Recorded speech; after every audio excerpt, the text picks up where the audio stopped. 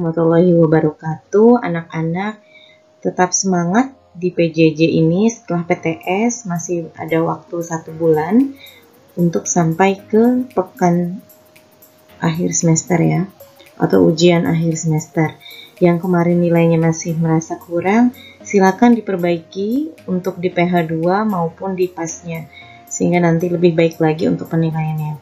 Oke, baik, kita masuk bab baru ya, bab yang paling disukai kalau kalian memang suka dengan hitung-hitungan.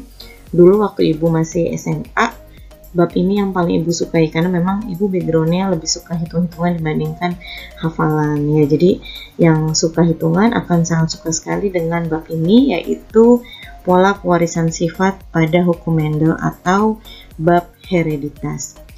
Untuk kali ini kita akan bahas tentang hukum Mendel dulu ya.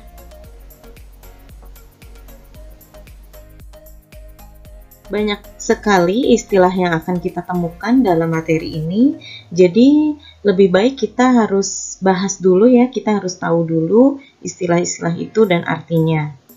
Oke, ada parental yang biasa dilambangkan dengan P, itu artinya adalah induk. Jadi nanti ada P1, ada P2 ya, induk yang pertama, induk yang kedua.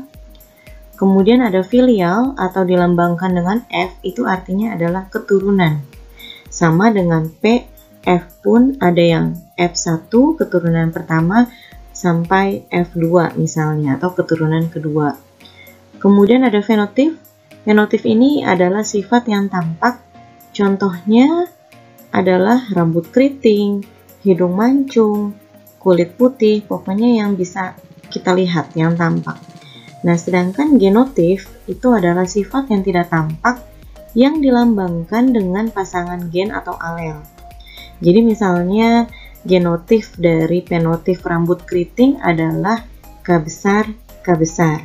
Lawan dari rambut keriting misalnya adalah rambut lurus, itu genotifnya adalah lawan dari K besar, yaitu K kecil, K kecil. Kalau tidak salah di kelas 9 SMP kalian pernah bahas bab ini ya. Jadi di kelas 12 ini merupakan perluasan lagi. Jadi tidak dari nol karena kalian sudah punya basicnya waktu kelas 9 SMP. Jadi di kelas 12 ini tinggal menambahkan pemahaman yang lebih dalam lagi ya. Next ada homozigot. Homo itu artinya sama. Jadi kalau homozigot itu adalah pasangan gen atau alel yang sama. Example-nya, contohnya adalah L besar, B kecil, K besar, M kecil gitu ya. Jadi kita harus sebutkan L-nya itu besar atau kecil untuk di bab ini. Jadi bukan LL, tidak, tapi L besar atau L kecil harus disebutkan seperti itu ya. Kemudian heterozigot. Hetero itu artinya lain atau berbeda. Jadi heterozigot itu pasangan gen yang berbeda. Contohnya adalah L besar L kecil, B besar B kecil, K besar K kecil, dan M besar M kecil. Dan masih banyak contoh lainnya. Yang pasti aturannya adalah huruf besar, huruf kapital kita letakkan lebih dahulu, L besar baru L kecil ya, dan huruf yang lainnya. Pokoknya aturannya yang besar lebih dahulu, yang kapital lebih dahulu, baru diikuti dengan huruf kecil. Kemudian ada lagi dominan. Dominan itu adalah sifat yang mendominasi ya, yang paling dominan, yang paling mendominasi itu dilambangkan dengan huruf kapital. Seperti yang tadi sudah Ibu sebutkan, kalau rambut keriting dilambangkan dengan genotif K besar, berarti itu adalah rambut keriting sifatnya dominan. Dan lawan dari dominan adalah resesif, sifat yang tidak mendominasi dan dilambangkan dengan huruf kecil. Jadi misalnya di sini sifat dominannya adalah rambut keriting K besar, maka sifat resesifnya adalah rambut lurus yang dilambangkan dengan K kecil. Semoga paham ya sampai di sini. Oke, kita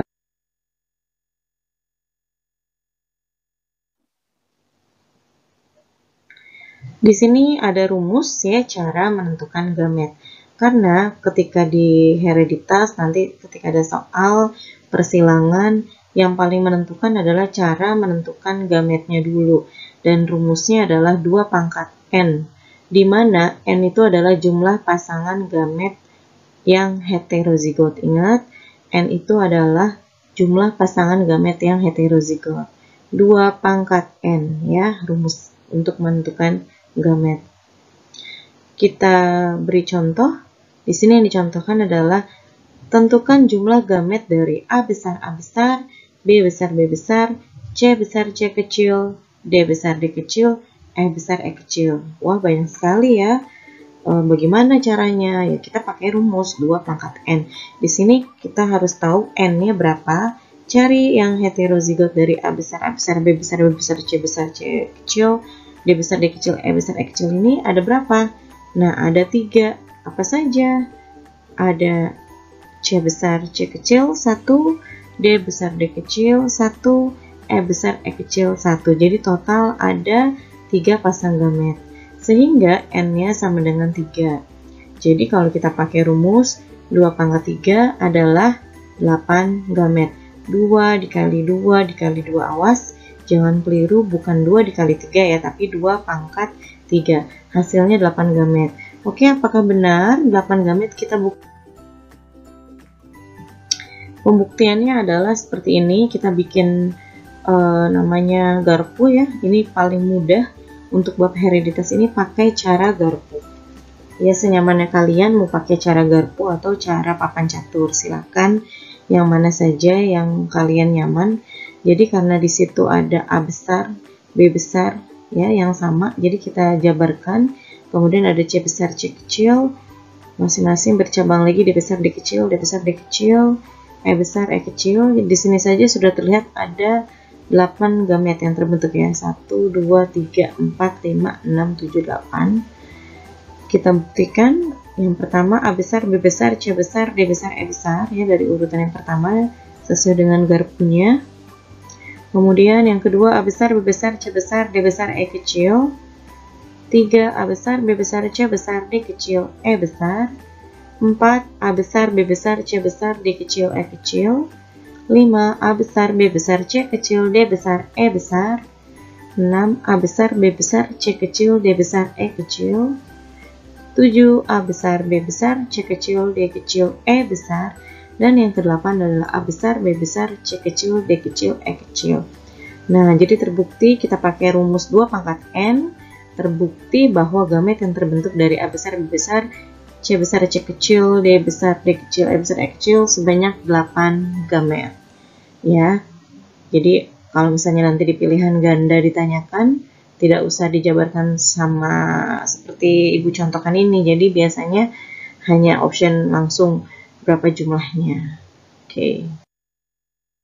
Oke, untuk memantapkan rumus yang menentukan gamet, kita coba latihan soal ya. Di sini ibu memberi ada 3 contoh soal ya. Yang pertama yaitu tentukan gamet dari A besar, B kecil, B kecil, C besar, D besar, D besar, E besar, E kecil. Ya, jadi kamu harus jabarkan ya gamet yang terbentuk. Nomor 2 hanya menghitung saja berapakah jumlah gamet dari K besar, K kecil, L besar, L kecil, M besar, N besar, N kecil, O besar, O kecil. Dan yang ketiga juga dijabarkan, tentukan gamet dari H besar, I besar, J besar, J besar. Siapkan jawabannya, nanti diskusi forum langsung kita bahas ya setelah kalian menyaksikan video ini. Oke.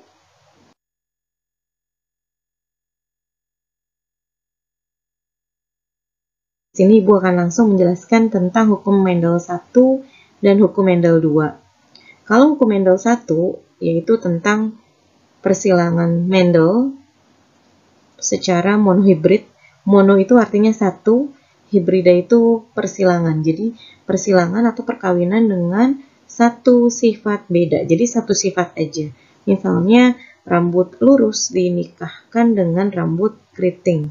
Atau misalnya mangga manis disilangkan dengan mangga asam. Jadi cuma satu sifat beda saja. Tapi kalau hukum Mendel yang kedua, sesuai dengan namanya, berarti persilangan dihibrid. Di itu artinya 2. dua sifat yang berbeda. Jadi misalnya untuk manusia selain rambut juga dengan warna kulit. Misalnya Budi berambut keriting, kulit putih menikah dengan Ani berambut lurus, berkulit hitam. Misalnya seperti itu ya. Oke, sekarang kita bahas yang hukum 1 Mendel dulu. Oke, kita langsung ke contoh soal ya. Mendel melakukan persilangan tanaman kacang air cheese berbiji bulat dengan tanaman kacang air cheese berbiji keriput. Perhatikan diagramnya. Di sini parentalnya adalah bulat ya, yang dominan B besar disilangkan dengan keriput yaitu B kecil. Kita tentukan gamet dari B besar berarti tidak ada yang heterozigot, sehingga rumusnya adalah 2 pangkat 0. 2 pangkat 0 itu adalah 1. Jadi gametnya hanya 1 yaitu B besar. Sedangkan B kecil juga sama B kecil. Kita silangkan F1 keturunan pertama yaitu B besar B kecil atau fenotipnya biji bulat. Jadi keturunan pertamanya semua berbiji bulat sebanyak 100% ya. Jadi setiap muncul kacang itu fenotipnya bulat. Kemudian F1 dikawinkan dengan sesama, B besar B kecil disilangkan dengan sesamanya. B besar B kecil ini yang heterozigot adalah 2 pangkat 1. Sehingga 2 pangkat 1 adalah 2. Oke, mau dibuat papan catur silahkan, mau dibuat garpu juga silahkan. Jadi B besar B kecil disilangkan dengan sesamanya, hasilnya adalah B besar B besar, B besar B kecil, B besar B kecil, dan B kecil B kecil. Ingat, huruf kapital lebih dulu dibandingkan huruf yang kecil. Nah, di sini perbandingan fenotipnya B besar berbanding B besar B kecil berbanding dengan B kecil adalah 1:2:1. Sedangkan untuk fenotipnya perbandingan antara biji bulat dengan biji keriput adalah 3:1 atau 75% banding 25%. Artinya apa sih nih? Jadi ketika dia menghasilkan kacang air cheese, maka kemungkinannya adalah 75% bijinya bulat, 25% bijinya keriput. Otomatis yang paling dominan, yang paling banyak, tapi tidak menutup kemungkinan kalau tanaman tersebut nanti bisa menghasilkan biji yang keriput walaupun 25%. Jadi artinya itu ya, kemungkinan ini 75% bulat, 25% keriput. Oke, kita lanjut, masih di hukum Mendel 1 ya. Di sini ada soal lagi. Mendel melakukan persilangan Mirabilis jalapa atau bunga pukul 4 yang berwarna merah dengan Mirabilis jalapa berwarna putih. Warna merah bersifat intermediate terhadap warna putih. Perhatikan diagram persilangan berikut. Jadi ini sifat yang berbeda yaitu intermediate. Jadi kalau di intermediate tidak ada yang bersifat dominan, tidak ada yang bersifat resesif. Jadi intermediate atau berada di tengah-tengah. Kita lihat untuk lebih jelasnya. Oke, di sini ada parental 1 atau P1 merah. M besar disilangkan dengan putih, M kecil. Gamet dari M besar adalah M besar dan gamet dari M kecil adalah M kecil. Lalu filialnya atau keturunan pertama atau F1-nya adalah M besar M kecil. Nah, karena ini sifatnya intermediate, jadi M besar M kecil ini bukan merah, tapi pink atau merah muda. Jadi hasil perpaduan antara M besar merah dengan M kecil putih. Jadi hasilnya adalah merah muda sebanyak 100%. Next, kita lanjut. Kalau F1 ini kita kawinkan dengan sesamanya, M besar M kecil dikawinkan dengan sesamanya M besar M kecil, maka dihasilkan hasil M besar merah, M besar M kecil merah muda, dan M kecil putih. Artinya di sini ada perbandingan fenotipnya merah banding merah muda dan banding putih 1:2:1. Sedangkan perbandingan genotip F2-nya M besar banding M besar M kecil 1:2:1 ya. Jadi ini adalah sifat intermediate pada bunga pukul 4 atau bunga yang mekarnya di sore hari jam 4 sore atau Mirabilis jalapa yang warna bunganya bisa pink, bisa merah, bisa kuning, bisa putih ya. Ada di sekitar kita yang mempunyai biji seperti biji kopi. Sekarang kita menuju ke hukum Mendel yang kedua, yang dilakukan adalah persilangan atau perkawinan dengan dua sifat beda atau dihibrida ya. Di sini contoh soalnya adalah Mendel menggunakan dua sifat beda dari tanaman kacang ercis, yaitu bentuk dan warna biji. Mendel menyilangkan tanaman kacang ercis berbiji bulat kuning dengan tanaman kacang ercis berbiji keriput hijau. Perhatikan diagram persilangan berikut. Jadi parental yang pertama adalah B besar, B besar, K besar, K besar, atau fenotipnya adalah bulat kuning, disilangkan dengan B kecil, B kecil, K kecil, K kecil, atau keriput hijau. Atau kita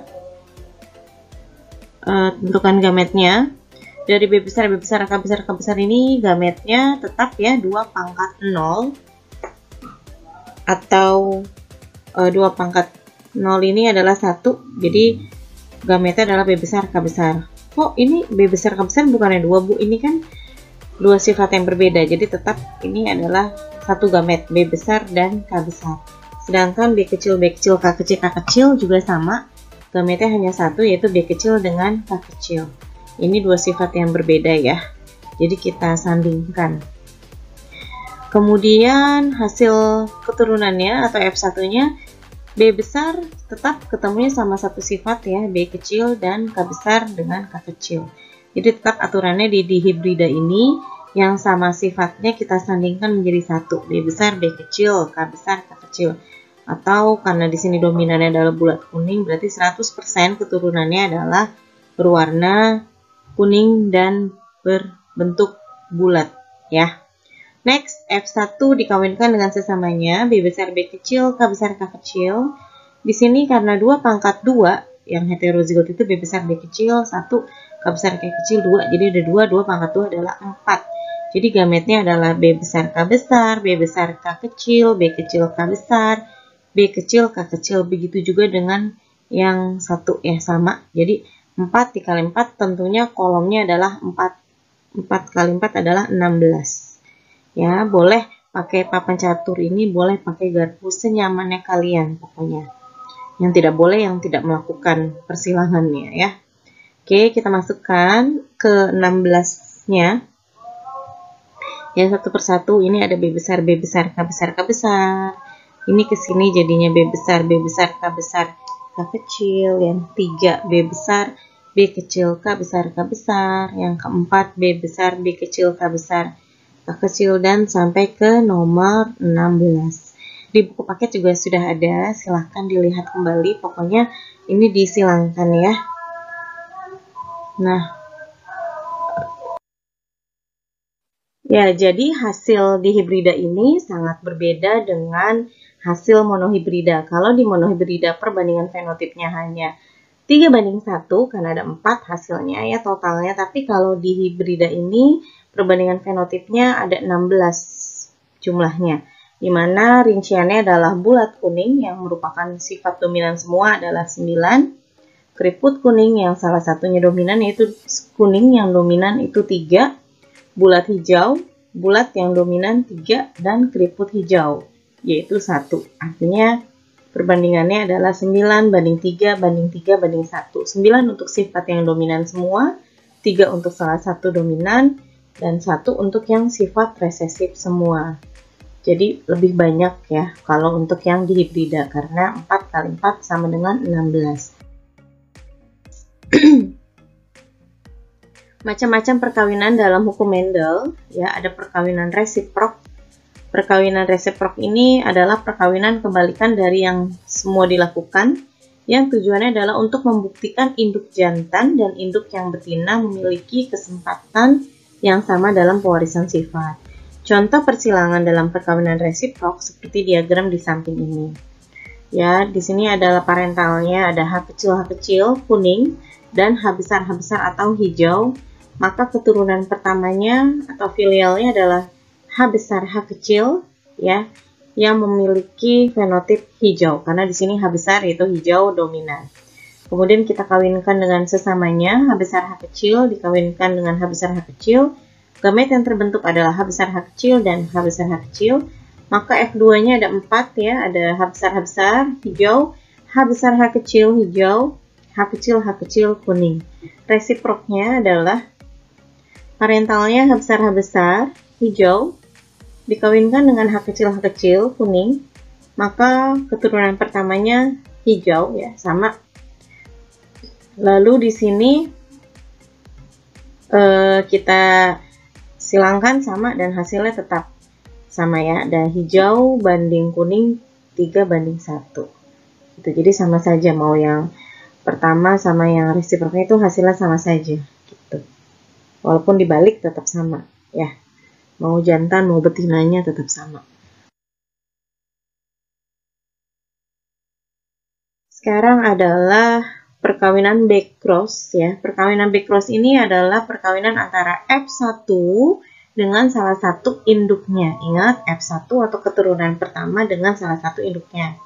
Persilangan ini bertujuan untuk mencari genotip induk. Biasanya nanti di soal ditanyakan F1-nya diketahui tapi parentalnya tidak diketahui. Contoh persilangan dalam perkawinan balik sebagai berikut. Parental yang kedua yaitu F1, B besar B kecil dikawinkan dengan induk yang di sini fenotipnya adalah putih. Nah, kita mencari genotip dari putih ini apa? Gametnya B besar B kecil ini adalah B besar dan B kecil. Tentunya kalau misalnya di sini putih pasti B kecil ya. F2-nya adalah B besar B kecil hitam dan B kecil atau putih. Oleh karena hasilnya hitam banding putih 1:1, berarti induknya, genotipnya adalah B kecil atau bisa dikatakan backcross ini individunya F1, perkawinan antara individu F1 dengan induk yang homozigot dominan ya, atau homozigot resesif. Contoh yang keduanya adalah F1, B besar B kecil disilangkan dengan induk yang homozigot dominan dan hasilnya semuanya berwarna hitam. Kita masuk ke bahasan yang terakhir yaitu uji silang atau test cross. Uji silang ini adalah perkawinan individu F1 dengan induknya yang bersifat homozigot resesif. Ingat, resesif itu yang huruf kecil semua. Persilangan ini bertujuan untuk mengetahui apakah individu induk bersifat homozigot atau heterozigot. Contoh soalnya adalah sebagai berikut. Tikus hitam disilangkan dengan induk tikus putih, menghasilkan keturunan 50% tikus hitam dan 50% tikus putih. Jadi 50-50 ya antara putih dan hitam.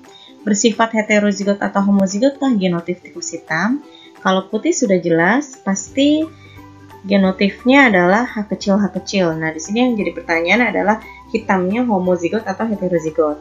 Kalau yang homozigot, kita lihat persilangan ini, maka hasilnya adalah hitam semua. Tapi kan kalau di soal ini 50-50. Jadi, kalau yang di soal 50-50 putih dan hitam, maka induk hitamnya bergenotip H besar H kecil. Kalau disilangkan dengan H kecil akan menghasilkan H besar untuk hitam dan H kecil untuk putih. Oke, terima kasih menyaksikan video ini, semoga kalian paham. Alhamdulillah kita sudah selesai untuk materi di pertemuan ini. Kita lanjutkan penyimpangan hukum Mendel yang kedua untuk pertemuan berikutnya. Oke, terima kasih. Wassalamualaikum warahmatullahi wabarakatuh.